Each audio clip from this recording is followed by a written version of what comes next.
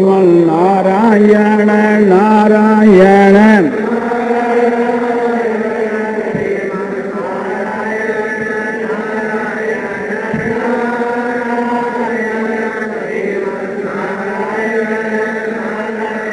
सियावर रामचंद्र की जय। मरमुट वंशी वाले की जय।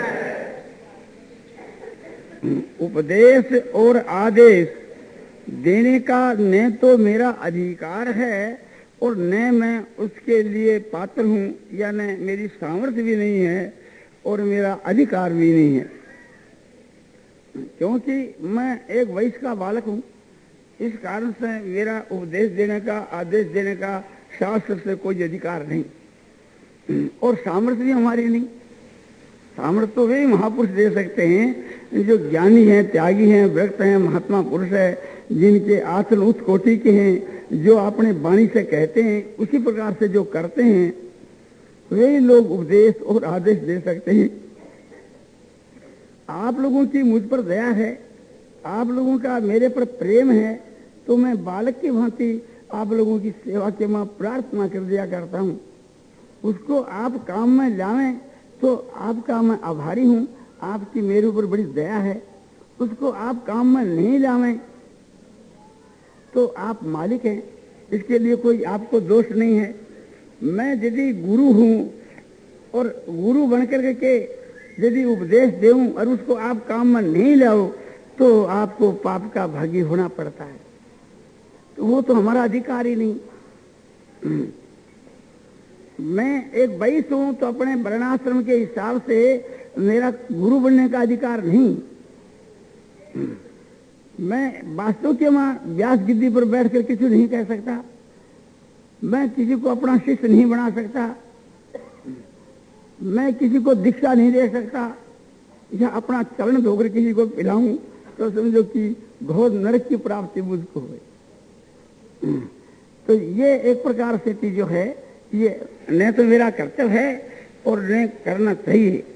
कोई आदमी समझो कि बिना समझे, इस बात को आप जानते ही होंगे कि जहां हम लोग बैठते हैं वहां से कोई चरणों की धूली उठाकर अपने मस्तक पर ले लिया करते हैं, तो अनुचित बात मैं उसको कह देता हूं जो नहीं कहनी चाहिए। यहां तक कह देता हूं कि भाई तुम अनुचित काम कर रहे हो, अन्याय कर रहे हो, इस पाप के कारण तुम्हारे को नरक में जाना पड़ेगा। यदि मेरी सम्मति यह हुए कि तुम हमारे चरणों की धूली मस्तक पर लो तब तो हमको नरक में जाना पड़ेगा, और हमारे विरोध करते हुए यदि तुम ऐसा करोगे, हमारे कलंक लगाओगे तो तुम नरक में। यहां तक की कड़ी बात मैं कह दिया करता हूं जो नहीं कड़ी थी। आपको ख्याल करना चाहिए, ध्यान देना चाहिए। भगवान जो है वे न्याय को देखते हैं, सत्य को देखते हैं। आपकी सेवा में कुछ निवेदन किया जाता है कि एक प्रकार से प्रार्थना के रूप में, मैं तो एक साधारण मनुष्य हूँ, मैं तो ये कहता हूँ कि स्वयं भगवान श्री रामचंद्र जी जो साक्षात ईश्वर थे, मर्यादा पुरुषोत्तम थे, उन्होंने प्रजा को बुला करके किस प्रकार से विनय भाव से उपदेश दिया है, थोड़ा ध्यान दे करके देखो। एक समय भगवान श्री राम जी ने समझो कि प्रजा को बुला करके आदेश दिया। उस समय में भगवान श्री राम कहते, सुन हो सकल पूरे जन्म में वाणी,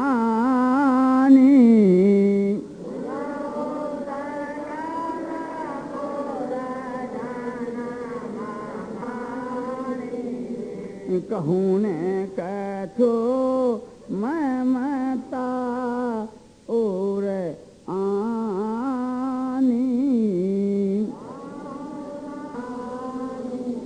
हे सकलपुर के वासी जनों, मेरी वाणी को सुनो। मैं कछु ममता करके नहीं कहता, यानी अहंकार करके नहीं कहता। नहीं अनीति नहीं कछु प्रभु उताई,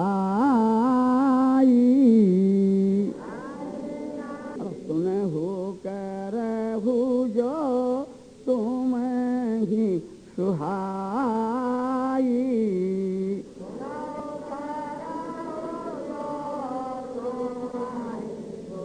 हे भाई, मैं तो मैं अनिति की बात कहूंगा, और न प्रभुता की कि मैं ईश्वर हूँ या मैं राजा हूँ, मेरी आज्ञा का आपको पालना, मेरी आज्ञा का पालन करना पड़ेगा, इस प्रकार का वचन मैं नहीं कहूँगा। आप लोग सुनो और सुन करके के जो बात आपको सुहावनी लगे या अनुकूल मालूम देवे, जो आपको प्यारी लगे, तो उसको आप काम में लो।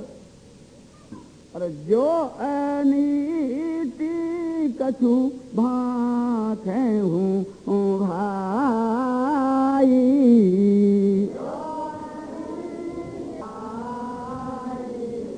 तो मोही बर जऊ भय विसराई।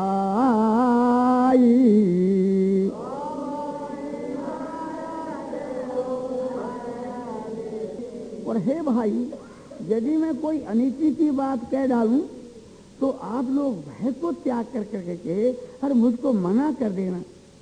मुझको मना करने के वहां कोई भय करने की आवश्यकता नहीं। आप ख्याल करके देखो, कितनी सरलता है, कितनी निर्भयता का वचन है, और सबको अभय देते हैं, सबको एक प्रकार से अभय देते हैं, और कोई प्रकार का अहंकार या मान बढ़ाई या मैं ऐसा हूं नहीं कहते। और फिर कहते हैं, समझो कि आप मर्यादा पुरुषोत्तम भगवान के राजा जी से प्रजा को उपदेश दे रहे हैं, उस समय के बीच के मां प्रजा को क्या कह रहे हैं? तो सेवक प्रियतम मैं सोई, आसन मानई जोई। वही मेरा प्यारा है और वही मेरा अपना सेवक है, जो मेरे शासन को मानता है या मैं मेरी आज्ञा का पालन करता है, राजा है, शासन करता है। इस वास्ते कहते हैं कि कोई मेरे शासन को माने राजा समझ करके या ईश्वर समझ करके, तो या मैं उसको प्रियतम समझता हूँ। एक होता प्रिय, एक होता प्रियतर। अरे समझता हूँ जो मेरी आज्ञा का पालन करता है, मेरा अनुशासन मानता है, और इसको मैं अपना सेवक समझता हूँ, क्योंकि राजा है तो सब उसकी प्रजा सेवक ही है। किंतु आप ख्याल करो, एक प्रकार से मैं और समझो कि कोई ईश्वर भी नहीं, तो मैं तो एक प्रकार से तो ये भी नहीं कह सकता कि हमारी बात को जो काम में लाता है उसको मैं अपना सेवक मानूंगा या प्रियतम मानूंगा। मैं तो यही कह सकता हूँ कि सब हमारे बड़े हैं, बुद्ध हैं, उनकी सेवाओं में प्रार्थना है, निवेदन है, समझा, विनय है। तो ये कहा जा सकता है कि जो समझो कि हमारी विनय की तरफ ध्यान देकर के कृपा करेगा, तो मैं एक प्रकार से उनका आभारी होऊंगा, मैं एक प्रकार से उनका ऋणी होऊंगा, ये मैं कह सकता हूँ। क्योंकि एक प्रकार से जो पूज्य वर्ग हैं उनके लिए यही एक प्रकार से कहना चाहिए, नहीं तो वो कभी नहीं होता है। इस वास्ते उनके पालने की बात नहीं कह सकता। ये कहता हूँ कि मेरी प्रार्थना जो आपने सुने, ध्यान दें और समझो कि बाहर की भक्ति समझ करके और कृपा करके उसको काम में जाऊं, तो मैं समझूंगा उसने मेरा बड़ा भारी हित किया, बड़ा भारी मेरा उपकार किया, बड़ा एक प्रकार से मेरे ऊपर उन्होंने दया करी, तो एक प्रकार से मैं उनका आभारी होऊंगा। ये मैं कह सकता हूँ। तो ख्याल करना चाहिए कि एक प्रकार से कि हम तो ये तो नहीं कह सकते कि भाई हम आपको उपदेश देते हैं, आदेश देते हैं, ये आपको एक प्रकार से मानना चाहिए, इतना नहीं। ये भी नहीं कह सकते कि हम एक प्रकार से आज्ञा करते हैं, उसको कोई काम में जावे तो उसको मैं अपना प्यारा समझूंगा या मैं उसको अपना सेवक समझूंगा, ये भी हम नहीं कह सकते। भगवान कह सकते हैं, राजा महाराज कह सकते हैं, समझो कि संत महात्मा लोग कह सकते हैं, ब्राह्मण लोग कह सकते हैं, हमारी त्याग नहीं। तो ये एक प्रकार से आपको एक दिख रहा है आपको।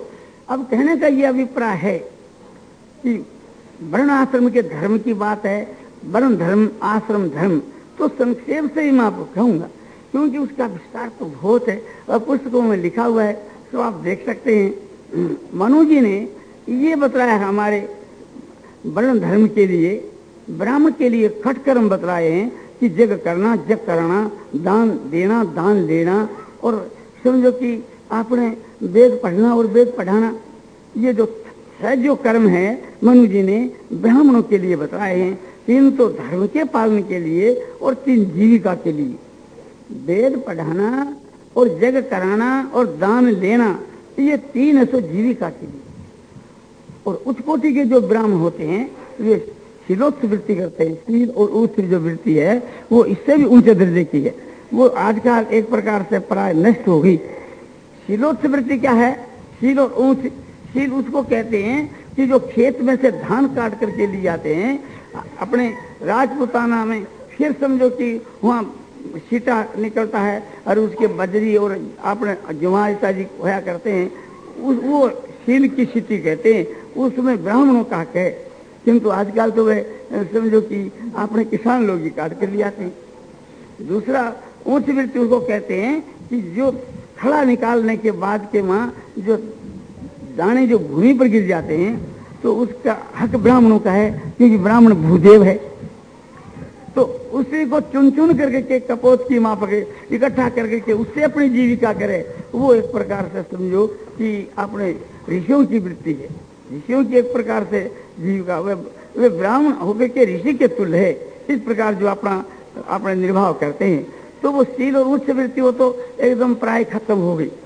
अब यही है कि ब्राह्मणों के सबसे उत्तम कि समझो कि आपने जग कराना या विद्या पढ़ाना, वेद पढ़ाना, इस प्रकार से जो दक्षिणा मिल जावे या दान ले लेना। तो उनके बीच के वहाँ दान के वहाँ मनु जी ने दो बात लिखी है। वो तो अमृत के समान दान है जो बिना मांगे अपने आप से आकर के प्राप्त हो। कि महाराज एक प्रकार से समझो ये साधुओं के लिए भी वो अमृत के समान है कि बिना मांगे कोई चीज ला करके भेंट करे, खाने के लिए खाने की चीज हो, पहनने की हो, पुस्तक हो, कमंडल हो, कोई भी चीज बिना मांगे आकर के मिले, वो अमृत के समान है। और भिक्षा के वास्ते उनके लिए खुला है, वे भीख मांग सकते हैं। उनके लिए वो साधु की ब्रह्मचारी की जो भिक्षा है वो शुद्ध है, पवित्र है। अपवित्र भी वहाँ पवित्र हो जाती है उनके प्रभाव से, तो उनके लिए वो चीज है तो पवित्र है। और ब्राह्मणों के लिए समझो कि शास्त्रों के मां ब्राह्मणों के लिए जो है सो मांग लेना जो है वो मृत है।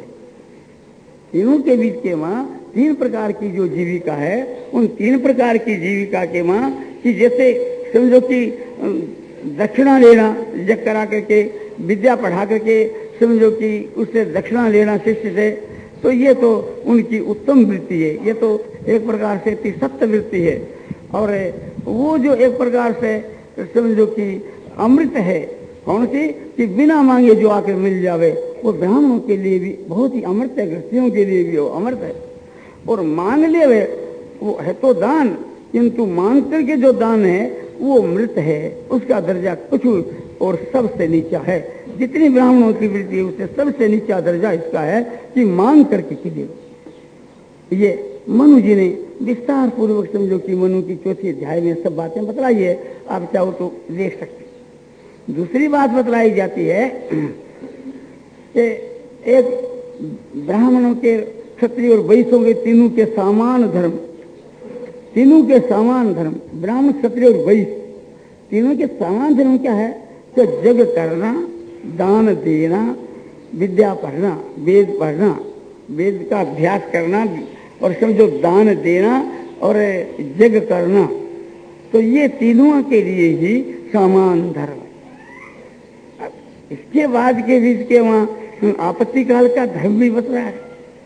ब्राह्मणों के लिए आपत्ति काल का धर्म ये बतलाया गया है कि ब्राह्मण वृत्ति से उसका निर्वाह नहीं होवे तो आपत्ति काल में क्षात्र वृत्ति कर सकते हैं। कि जैसे पूर्व के जमाने के बीच के माँ द्रोणाचार्य जी, कृपाचार्य जी, अश्वत्थामा आदि जो ब्राह्मण हुए वे एक प्रकार से क्षत्रियों का कर्म करके युद्ध करते थे और छात्र वृत्ति थी वो। और यदि इस प्रकार से भी काम नहीं चले तो उसके बाद में वैश्य वृत्ति कर सके, क्रिय विक्रिय करके भी अपने जीविका को निर्वाह ब्राह्मण कर सके। किंतु ये कहा कि भी स्ववृत्ति जो है एक प्रकार से नौकरी जो है वो नहीं करनी चाहिए। नौकर बन के चाकरी, जो नौकरी जैसे समझो कि आजकल अपने ग्वाला नौकर करते हैं, वो वृत्ति ब्राह्मण के लिए निषेध करी गई।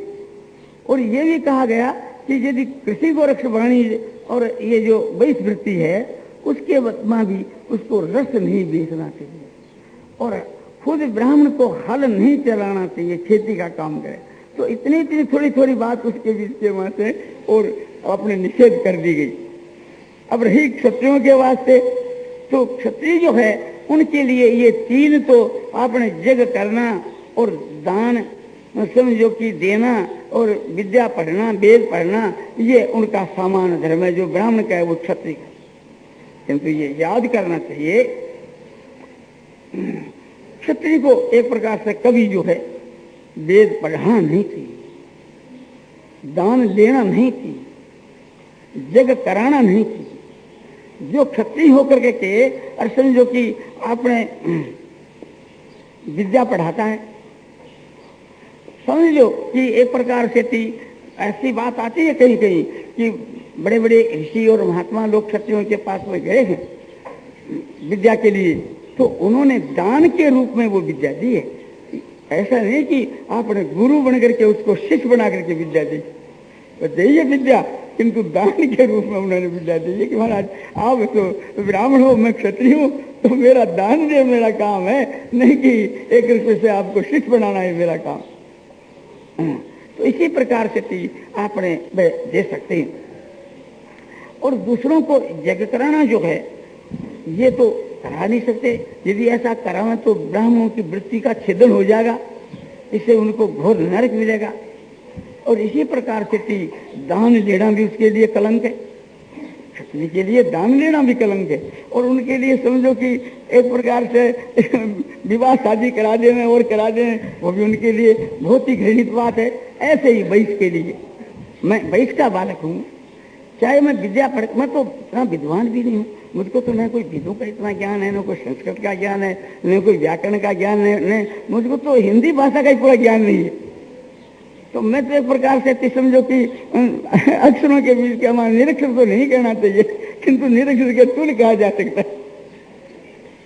किंतु मैं यदि विद्वान भी हूं तो एक प्रकार से मेरा यह कर्तव्य नहीं है कि कहीं विवाह शादी होता हो और वहां जाकर के मैं विवाह सो कराने के वास्ते बैठकर दक्षिणा लिया हूं, विवाह करा दूं, ये मेरा कर्तव्य नहीं हो सकता, चाहे मैं कितना ही विद्वान हूं। दूसरी बात यह है कि एक प्रकार से समझो कि दान लेने का भी मेरा अधिकार नहीं है कि मैं किसी का ऐसो दान दूं और अपने समझो उससे अपना कुटुंब का पालन करूं, वो भी मेरे लिए कलंक है।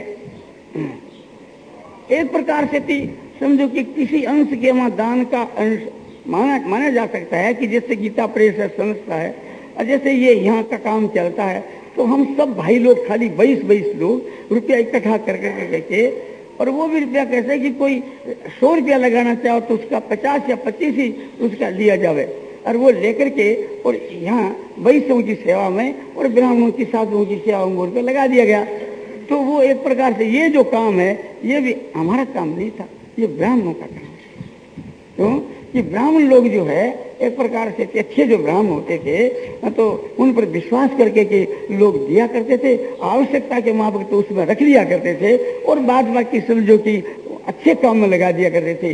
इस न्याय से थी कि लोग देते थे कि हम तो जानते नहीं, कोई हमारे को ठग कर ले जाएगा, और ये विद्वान है, ब्राह्मण है, महापुरुष है, ये ठीक समझ करके हमारे धन का उपयोग ठीक हो जाएगा। इस दृष्टि से थी समझो कि ब्राह्मणों के हाथ में दे करके की, और वो एक प्रकार से दिया करते थे। और ब्राह्मण लोग जो है वो अपना थोड़ा उसमें कम से कम जो अपने निर्वाह के माप रख करके सब उनका उत्तम से उत्तम काम में लगा दिया करते थे। अब हम ब्राह्मण नहीं है, इसलिए उसमें से हम थोड़ा भी नहीं रख सकते, बल्कि अपना मिला सकते हैं, उसमें अपना शामिल कर सकते हैं, उससे ले नहीं सकते किसी भी हालत के बीच के वहां। तो उसके शामिल करके के भी यदि एक प्रकार से समझो लोगों को जो देना है वापस बांट देना है, तो वो उसमें मिलाना क्यों है कि लोगों का पैसा जो इकट्ठा करके उसको जो छूना है वो भी हमारे लिए पाप है। उसका प्रायश्चित है कि उसके साथ में किसी मिला करके देना, उसका एक प्रायश्चित है वो। अरे अच्छे यदि इस काम के लिए अच्छे ब्राह्मण खड़े होकर ये काम करे तो वास्तव के वहां 1 नंबर बात है, शास्त्र के उनको 1 नंबर बात वो है। ये हम जो करते हैं ये तो समझो कि शास्त्र से कुछ विरुद्ध भी है, माना शास्त्र से कुछ दिशा दर्जा भी है, इसलिए हम थोड़ा लज्जित भी होते हैं कि ये काम जो है सो हमारा नहीं। हम आपको जो शास्त्र की बात कहते हैं गीता की, रामायण की, भागवत की, महाभारत की, श्रुति स्मृति इतिहास पुराणों की बात कहते हैं, तो ये एक प्रकार से थी हमारा कहने का पद नहीं है। हम एक प्रकार से थी कहने का बिल्कुल हमारा पद नहीं, इसलिए हम बार बार समय समय पर कह देते हैं कि भैया मैं एक आपकी सेवा में प्रार्थना करता हूँ, निवेदन करता हूँ, एक आज्ञा नहीं करता, मेरा उपदेश देने का अधिकार नहीं, व्याख्यान देने का अधिकार नहीं, एक कुछ भी नहीं, पढ़ाने का अधिकार नहीं, केवल मात्र विनय करने का प्रार्थना करने से बच्चा अपने बड़ों के सामने कर देता है, इस प्रकार से मैं भी कर देता हूँ। आप ठीक समझो तो उसको घमंड जाओ, नहीं ठीक समझो तो आपके लिए कोई दोष की बात नहीं, इतना साथ में कह देता हूँ। किंतु फिर भी विचार करने का विषय यह है कि ऐसा भी करना हमारे लिए दो नंबर है। एक नंबर तो समझो कि ये कहना ब्राह्मणों का, साधुओं का ही है, वही कह सकते हैं, उनका तो अधिकार है, हम तो अनाधिकार चेष्टा करते हैं। सो भी आप लोगों का प्रेम है, मेरे ऊपर दया है, तो आप लोग उनकी दया और आपका प्रेम मुझको बाध कर देता है, तो इस वास्ते वो अनुचित काम भी मैं कर देता हूँ। वास्तविक इसके वहाँ एक मेरा कोई कर्तव्य तो नहीं। आप ख्याल करके देखें कि सूत जी थे, वे सूत जो है तो सब शूद्र को कहते हैं, तो एक प्रकार से थी सूत जाति जो है, जैसे रथ चलाने वाली जो जाति है, माने सारथी का काम करने वाली जाति, उसको सूत कहते हैं। अब ये वैश्यों के तुल्य ही है, वैश्यों से कुछ नीचे है, शूद्रों से श्रेष्ठ है। कह कि भाई आपने सूत जी महाराज जो है तो कहा करते थे, उसके विषय के बीच के वहां भी समझो बलदेव जी ने ये बात देखी है, तो उसका सूत जी का सिर उतार लिया, तुम्हारा क्या अधिकार है इस प्रकार से कहना। बात ठीक है, तो ब्राह्मणों के हुक्म से, ऋषियों के हुक्म से कहते थे, कोई अपने स्वतंत्र नहीं कहते थे, समझा। इसलिए उन्होंने कहा अपने बलदेव जी को कि आपने ये अन्याय किया। ऋषियों ने कहा क्योंकि इनका कोई कसूर नहीं था, ये तो एक प्रकार से थी हमारे लोगों के कहने से हमारी आज्ञा पाकर कहा करते थे, इसलिए इनका कोई भी अपराध दोष नहीं।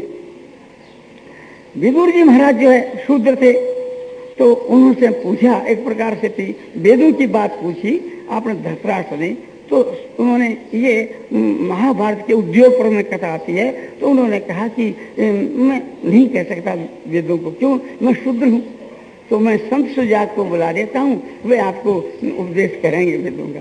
उनको बुला करके उनसे उपदेश करवाया। तो ये शास्त्र की मर्यादा की बात आपने मैंने कही है। हम लोग तो कहाँ मर्यादा का पालन करते हैं, समझो कि मर्यादा से एक रूप से गिरे हुए हैं। तो भगवान जो है एक प्रकार से थी अपने जो आदमी मन के बीच के माँ अपने कसूर को कसूर मानता है, तो भगवान उसके अपराध को क्षमा कर दिया करते हैं। और जो कसूर को कसूर नहीं मानते वो डबल अपराध करता है, एक तो अपराध नहीं दूसरा अपराध और करता है। तो क्षत्रिय जो है उनके लिए आपने बताया गया, भगवान गीता में कहते हैं सूर्यं तेजो धृतिर्दाक्षम युद्ध के प्रति देना, ईश्वर भाव माना शासन का भाव, ये क्षत्रिय का स्वाभाविक कर्म बताया भगवान ने। इसी प्रकार से थी मनु के बीच के ये क्षत्रियों का यही एक तरह से धर्म बताया है। और वैश्य का जो है कृषि गोरक्षवाणिज्यम वैश्य कर्म स्वभाव, खेती करना और व्यापार करना और समझो कि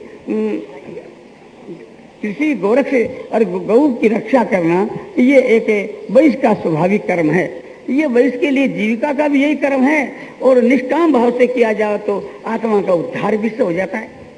कृषि गोरक्षवाणी, खेती जो है वो व्यापार क्रिय विक्रिय और गऊ का पालन। मनु जी इससे कुछ और अधिक बताते हैं। मनु जी ये कहते हैं साथ साथ के माँ कि गोपालन की जगह वे पशु पालन करते, ये पशुओं की रक्षा करना, ये तो भगवान ने सोचा कि कलयुग आने वाला है, अरे सब पशुओं का पालन तो होगा कि नहीं होगा, गऊ को तो रखो। इसलिए उन्होंने गौ संरक्षक दिया कि गौ का पालन करना, और रक्षा करने के लिए ये देखा कि रक्षा के बीच में तो अहंकार आ जाएगा, तो पालन करना लगा कि गौ का पालन करना। वास्तव में जो रक्षण जो धातु है दोनों का एक ही अर्थ है, पर एक अर्थ होते हुए भी एक प्रकार से कि थोड़ा स्वारस्य है कि उनका अपने गौ की सेवा करना। दूसरी बात यह है, उसमें एक उसी दिन जो है ब्याज खाना, ये भी वैश्य के लिए लिखा, ब्राह्मण के लिए नहीं। तो ब्याज खाने वाले जो वैश्य है वे नीची कोटि के माने जाते हैं मनु के बीच में, इसलिए भगवान ने उसको छोड़ दिया कि नहीं, अपने कृषि गोरक्ष वाणिज्य ही तुम्हारा कर्म है, वो भी छोड़ो, छोड़ा। तो व्यापार के विषय में जो जितना ब्याज लिया जावे वो बुरा नहीं है। नहीं तो मनु जी खूब जोर कहते हैं कि जो केवल ब्याज के ऊपर रहता है और केवल ब्याज का एक प्रकार से जिसका पैसा है, उसके पैसा का जो अन्न है वो भिक्षा के समान। मनु देख लो निकाल करके गए, और हमारी बात थोड़ी है कि हम अपने घर की बात कहते हैं। तो इतना घृणित उसका पैसा बचता है, इसलिए भगवान ने उस घृणित बात को कहा ही नहीं, कहा कि कृषि गोरक्ष वाणिज्य, उस व्यापार के साथ के वहां जितना ब्याज का संबंध है आपसे के वहां लेन देन के विषय में, व्यापार के साथ में ब्याज उपजाना जो है वो तो व्यापार का ही अंग है। किंतु अलग केवल मात्र जिसके ब्याज के ऊपर ही निर्भरता है वो तो घृणित चीज मानी गई है। तो इस प्रकार से इन दिनों के बीच के वहां कृषि गोरक्ष वाणिज्य के बीच के वहां भी समझो तो एक प्रकार से अपने खेती का जो काम है, केवल खेती का जो काम है वो इन तीनों में से नीचा है, क्योंकि उसमें हिंसा विशेष होती है। इस कारण से उसको तीनों में से कुछ नीचा बच रहा है। और गौ रक्षा जो है और वाणिज्य जो है ये खूब बढ़िया काम है। बाबा नंद बाबा के यहाँ लाखों गवां थी, वह जाति के वैश्य थे, उनके दूध दही बेचना और समझो गाँव का पालन करना, ये उनका काम था नंद जी का। तो इस प्रकार से थी ये दूध दही का समझो बेचना, गऊ को पालन करना, ये सब एक प्रकार से वैश्य का कर्म है। गऊ बेचने के लिए तो निषेध आता है, किंतु एक प्रकार से पालने के लिए निषेध नहीं आता। तो वैश्य के मां यदि आपत्ति होए और आपत्ति काल के मां वैश्य को क्या करना चाहिए और आपत्ति काल में क्षत्रिय को क्या करना चाहिए? तो क्षत्रिय जो आपत्ति काल के बीच के मां वैश्य की वृत्ति कर सकता है, व्यापार कर सकता है क्षत्रिय आपत्ति काल के बीच में, किंतु ब्राह्मण की वृत्ति कभी नहीं कर सकता। ब्राह्मण की जीविका यदि क्षत्रिय करने लगा तो उसका पतन हो जाएगा। अपने से जो नीची जाति है तो उसकी जीविका आपत्ति काल में कर सकता है, किंतु आपत्ति काल के मां भी अपने से ऊंची जाति की वृत्ति, उसका वृत्ति छेदन करना बड़ा भारी पाप। और वैश्य जो है उसके लिए समझो आजकल तो वैश्य अध्यापक हो जाते हैं, किंतु शास्त्र के हिसाब से उनका अधिकार नहीं। तो वैश्य को भी एक प्रकार से अपने से समझो कि उच्च वर्ण की वृत्ति नहीं करनी चाहिए, क्षत्रिय की वृत्ति या एक प्रकार से ब्राह्मण की वृत्ति। तो वैश्य जो है शिल्प का काम कर सकता है आपत्ति पड़ने पर। शिल्प जो है एक प्रकार से जैसे कोई कपड़ा बनना, जैसे कोई सुतार का काम है, जैसे सुनार का काम है, लोहार का काम है, ये सब जो जितना जो शिल्प का काम है ये तो आपत्ति काल के वहां वैश्य कर सकता है। और शूद्र का काम भी कर सकता है, सेवा कर सकता है, वैश्य नौकरी कर सकता है। ब्राह्मण के लिए निषेध है नौकरी का और वैश्य के लिए निषेध नहीं है। इसलिए जो हमारी विधवा माता बहनें हैं, जो समझो कि अपने वैश्य जाति की स्त्रियां और विधवा है, उसके लिए तो मैं ये प्रार्थना करूंगा कि आपके पास में यदि आपके ऊपर आपत्ति है, आपके खाने का निर्वाह नहीं होता है पीर से या ससुराल से, तो आप लोगों को समझो कि अपने परिश्रम करके सेवा करके भी अपना निर्वाह को करना कर्तव्य है आपत्ति काल के बीच के मां। दूसरे के यहाँ जैसे आप रसोई बना सकती हो और रसोई बना करके उससे अपने समझो कि अपना महीना ले सकती हो, दासभाव कर सकती हो, कोई भी आपत्ति की बात नहीं है शास्त्र के हिसाब से। बल्कि ब्राह्मणी होकर के यदि कहीं रसोई बना करके और अपने नौकरी करे तो शास्त्र में निषेध है। ब्राह्मण होकर के कोई समझो कि रस बिक्री करे, हलवाई की दुकान करे या वासा करे तो निषेध है, किंतु वैश्य जो है वो वासा भी खोल सकता है, हलवाई की दुकान खोल सकता है। उनकी स्त्रियां समझो कि अपने नौकरी कर सकती है, वो खुद नौकरी कर सकते हैं, विधवा स्त्री नौकरी कर सकती है, समझो अपने वैश्य भाई नौकरी कर सकते हैं। मैं उसका वो अच्छा समझता हूँ। कोई विधवा स्त्री दूसरे से सहायता लेकर के अपना जो जीवन निर्वाह करती है वो तो उसके वास्ते घृणा है, वो तो दान वृत्ति है। दान वृत्ति के लिए तो उसके लिए पाप है, वो तो ब्राह्मण वृत्ति है। वैश्य जाति होकर के, क्षत्रिय जाति होकर के और समझो कि दूसरे से सहायता लेकर के अपने शरीर का निर्वाह करे तो उसके वास्ते घृणा की बात है। किंतु चाकरी करके, अपने परिश्रम करके, अपने समझो शिल्प करके, सेवा करके अपने शरीर का निर्वाह करे, उसके वास्ते कोई दोष नहीं है शास्त्रों के बीच के।